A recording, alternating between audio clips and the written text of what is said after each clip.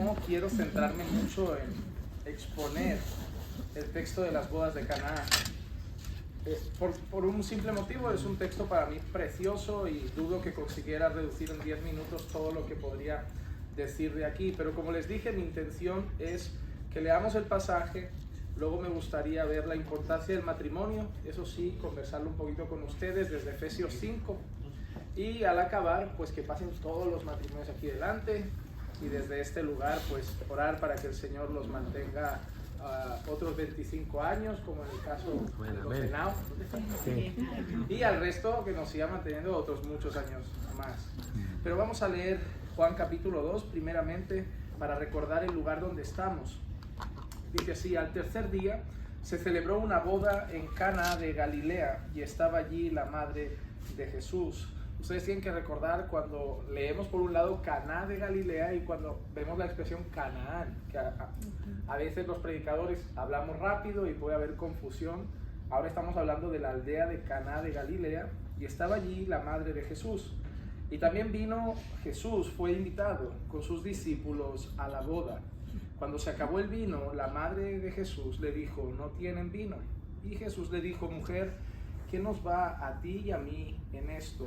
Todavía no ha llegado mi hora. Su madre dijo a los que servían: haced todo lo que él os diga. Y había allí 6 tinajas de piedra, puestas para ser usadas en el rito de la purificación de los judíos. En cada una cabían 2 o 3 cántaros. Jesús les dijo: llenad de agua las tinajas, y las llenaron hasta el borde. Entonces le dijo: sacad ahora un poco y llevadlo al maestresala. Y se lo llevaron. Cuando el maestresala probó el agua convertida en vino, y como no sabía de dónde era, pero los que servían, que habían sacado el agua, lo sabían, el maestresala llamó al novio y le dijo: todo hombre sirve primero el vino bueno, y cuando ya han tomado bastante, entonces el inferior, pero tú has guardado hasta ahora el vino bueno. Este principio de sus señales hizo Jesús en Caná de Galilea y manifestó su gloria, y sus discípulos creyeron en él. Hay una cosa solo muy curiosa, más allá de la conversión del agua en vino, es el hecho de que en aquel entonces Jesús ya tenía discípulos, es decir, hay personas que iban con Jesús, pero justo después de ese milagro nosotros leemos en el versículo 11 que entonces sus discípulos creyeron en él. Una de las cosas interesantes en el relato de los evangelios es que hay muchos discípulos de Jesús que no duran para siempre.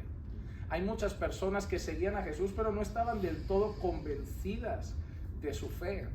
Tanto es así incluso que en una ocasión hay un milagro muy curioso también hecho por Jesús de un ciego que parece que es yo le llamo el milagro progresivo, porque primero Jesús toca sus ojos, pero él dice: ¿qué ves? Y dice: bueno, yo veo hombres como sombras, parecen árboles, y ahí vuelve a tocarle, y entonces dice que ya ve con toda claridad, y ya ve con claridad a las personas, ya no ve sombras, ahora ve de una manera muy clara y muy evidente. Pero en el contexto de todo eso, nosotros nos encontramos a Jesús hablando con sus discípulos de quién era él.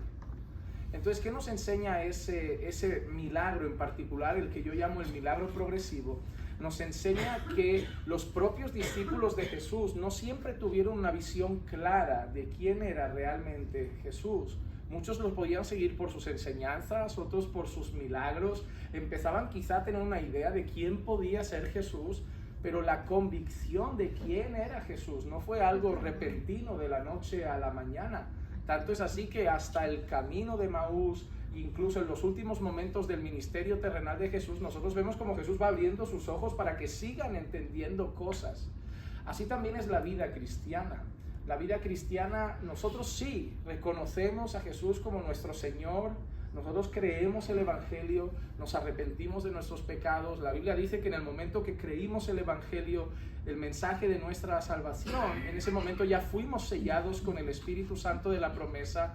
Pero si a mí me preguntas justo al día después lo que sé de Dios y me lo preguntas hoy, la respuesta sería muy diferente. El reconocer a Jesús es una cosa, pero el aprender verdaderamente quién es Jesús es un concepto más amplio. Nosotros vivimos conociendo a Dios. El conocimiento que tenemos de Dios es progresivo. no es un conocimiento inmediato.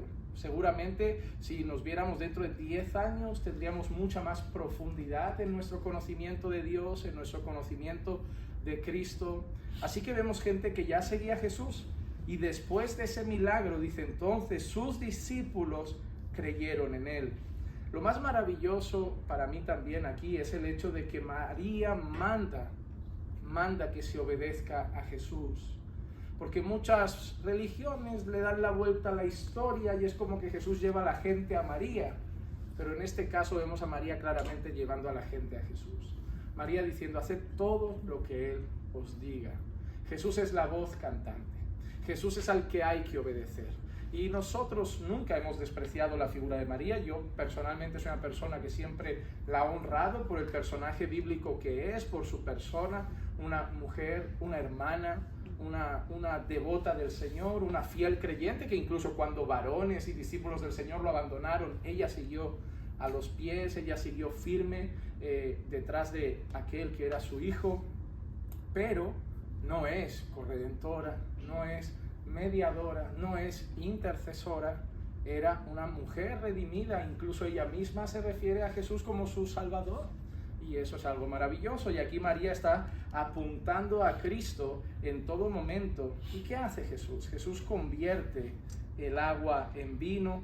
El maestresala se queda sorprendido por el hecho de que dejan el mejor vino para el final. No vamos a hacer un estudio de cuántos grados de alcohol tenía ese vino y cómo Jesús, porque la gente que le gusta beber siempre tiene un par de textos que le encanta utilizar para justificarlo, y cuando yo digo, no, yo no bebo, pero ¿cómo no? Si Jesús multiplicó, cambió y convirtió el agua en vino. Digo, bueno, pero podríamos estudiarlo, eso no es el vino que tomamos nosotros. Si uno estudia el contexto hebreo de la época y lo que ellos bebían, no es exactamente lo que nosotros bebemos hoy como vino. Más allá de eso, si tú calculas cuánta agua convirtió Jesús en vino, la cantidad es abismal. Y yo dudo que Jesús hubiera provocado una bacanal, una fiesta completamente alocada y embriagada en aquel lugar. Entonces, pero el tema no es ese. El tema es ¿por qué una boda? Porque el primer milagro es una boda. Y yo creo simplemente que es por el hecho de, por la importancia que tiene el matrimonio y la familia para el Señor. En un contexto judío, la boda es una carta de presentación. Una carta de presentación social de cómo va a ser el matrimonio.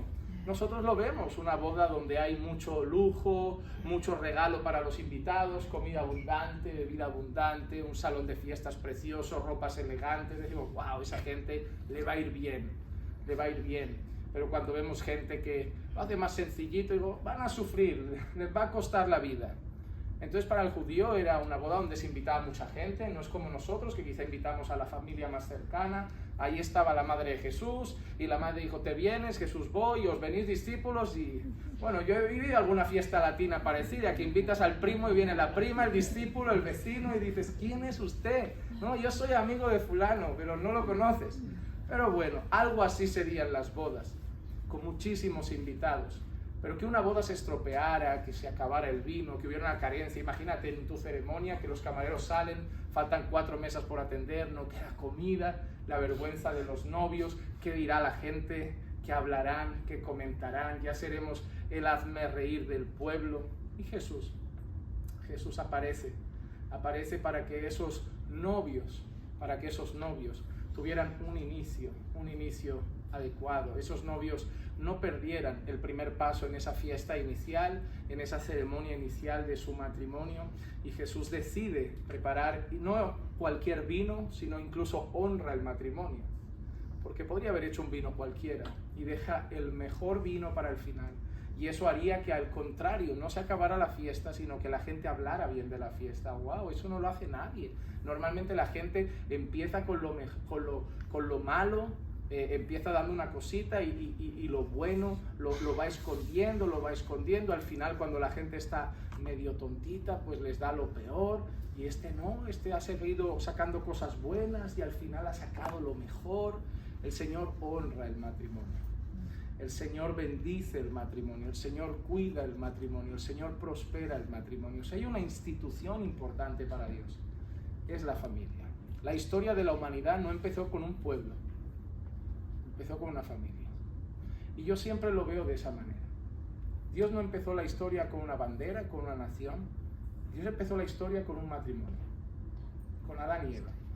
Y nosotros vemos la importancia que el matrimonio tiene para Dios. Tanta es la importancia que Pablo asemeja la relación matrimonial a la relación de Cristo con la iglesia. Y quiero leer esa parte en Efesios capítulo 5. El apóstol Pablo dice, a partir del versículo 22, las mujeres estén sometidas a sus propios maridos como al Señor, porque el marido es cabeza de la mujer, así como Cristo es cabeza de la iglesia, siendo él mismo el Salvador del cuerpo. Pero así como la iglesia está sujeta a Cristo, también las mujeres deben estarlo a sus maridos en todo.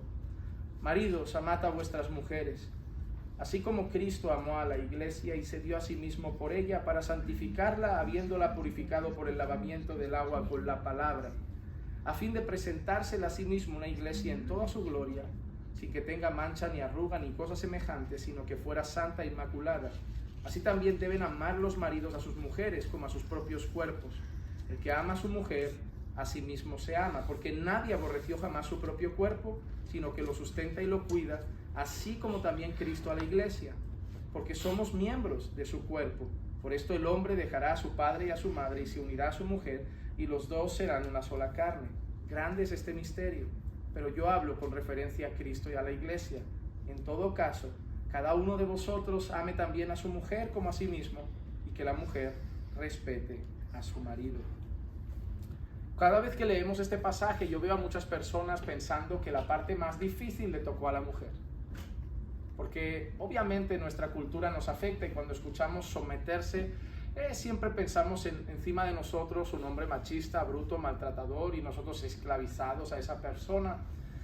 Pero mira la cantidad de versículos que Pablo, inspirado por el Espíritu Santo, le dedica a la mujer y la cantidad de versículos que Pablo le dedica al varón.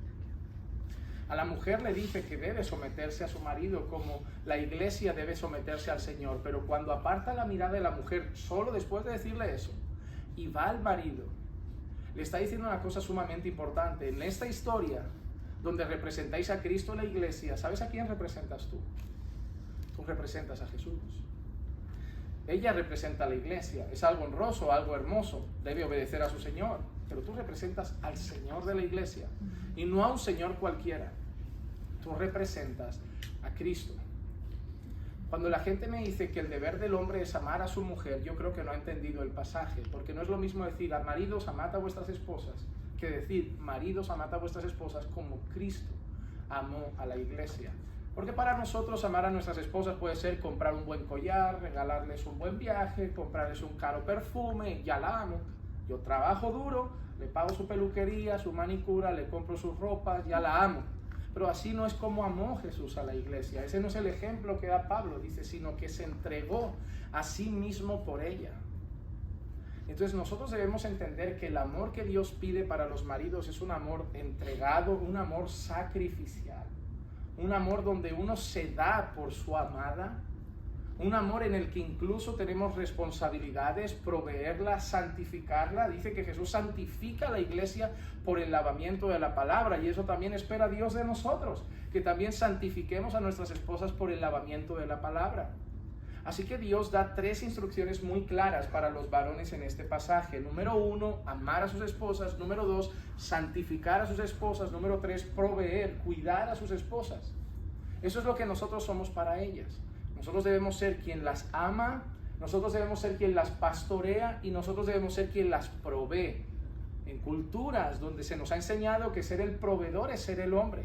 Por eso ves a muchos hombres llegar y su argumento cuando la mujer reclama, ¿cuál es? Yo no paro de trabajar para que no falte nada aquí. Ok, has hecho la primera parte, proveedor, pero ¿y la del pastor? ¿Y la de amar? ¿Y la de proteger? Porque tu cultura te enseñó que pagar es tu trabajo, hacer que no falte nada material.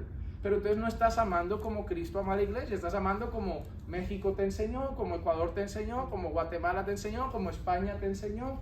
Pero Cristo nos enseñó que el amor de Cristo por la iglesia no fue solo proveedor, porque también Él es nuestro proveedor.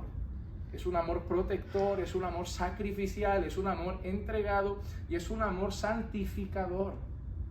Dios ama el matrimonio. Y Dios ama su iglesia y por eso utiliza ese ejemplo para que nuestros matrimonios luzcan de esa forma en que la iglesia y Cristo, el Evangelio, se vea reflejado. Yo les hago una pregunta: ¿reflejan nuestros matrimonios el Evangelio? ¿Reflejan nuestros hogares la relación de Cristo y la iglesia? ¿Estamos llevando a cabo nuestros roles de manera que estamos dando la gloria a Dios en nuestros hogares?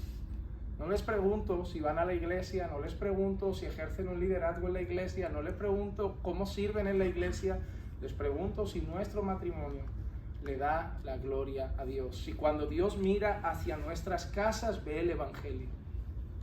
Si cuando Dios mira a nuestros matrimonios ve a Cristo y la iglesia. Ve amor, compasión, entrega, misericordia, sumisión, sacrificio. Porque eso es lo que Dios quiere de nosotros. Hermanos, nosotros debemos cerrar todas las ideas culturales que tenemos del matrimonio y tomar la idea bíblica del matrimonio y luchar por vivirlo en nuestras casas. Si no, nuestras casas van a ser un constante conflicto de tú no haces, yo hago, tú no haces, yo hago, tú no haces, yo hago.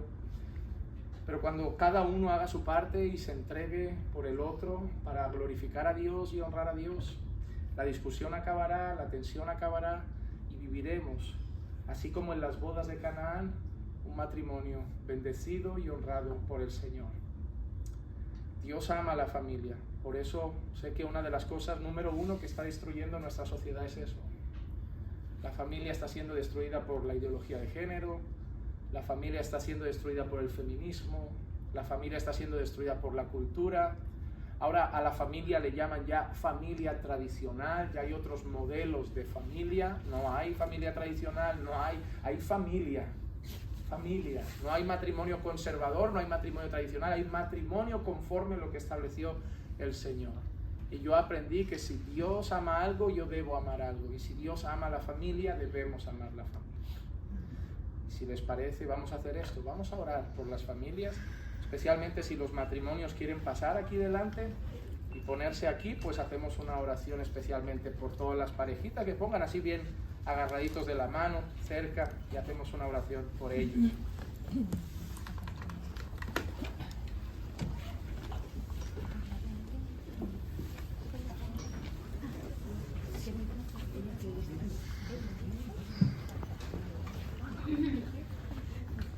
Los solteros ahí desde